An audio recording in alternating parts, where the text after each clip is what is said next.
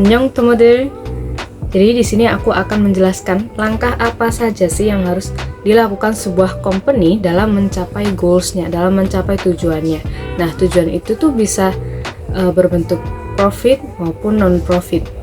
Yang pertama, bagi sebuah company, perusahaan itu harus mendevelop produknya dan services. Jadi mereka harus mengembangkan produk serta pelayanannya. Pelayanan itu nggak bisa lepas dari barang. Misal, suatu saat kalian beli ke suatu toko nih.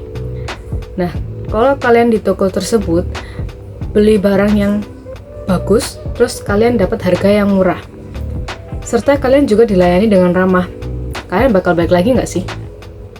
Tentunya kan? Sebaliknya, kalau kalian dapat yang pelayanannya nggak ramah, barangnya udah mahal, terus nggak sesuai ekspektasi pula, kemungkinan besar kalian nggak akan kembali lagi ke toko tersebut. Kalian bisa juga lihat dari after sales-nya. Misal, kalau kalian di sebuah bank nih, jadi nasabah sebuah bank, pastinya kalian akan diinfokan lebih lanjut mengenai produk-produk dari bank tersebut. Mereka punya produk terbaru apa sih? Nah, itu kalian pasti akan dapat infonya. Kemudian yang kedua ada create market, membuat pasar. Jadi sebuah perusahaan tuh, mereka akan menargetkan konsumen yang seperti apa, apakah konsumennya anak-anak, orang tua, atau bayi, atau lansia, ataupun anak muda, dan sebagainya.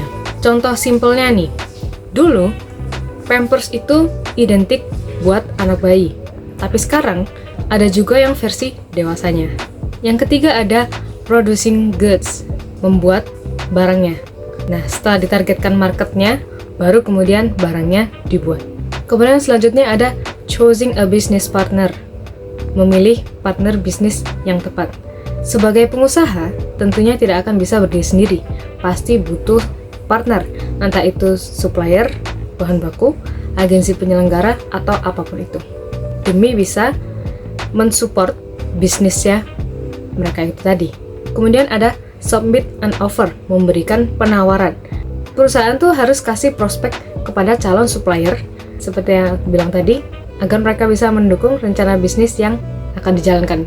Yang terakhir ada selling product, baru kalian menjual produknya.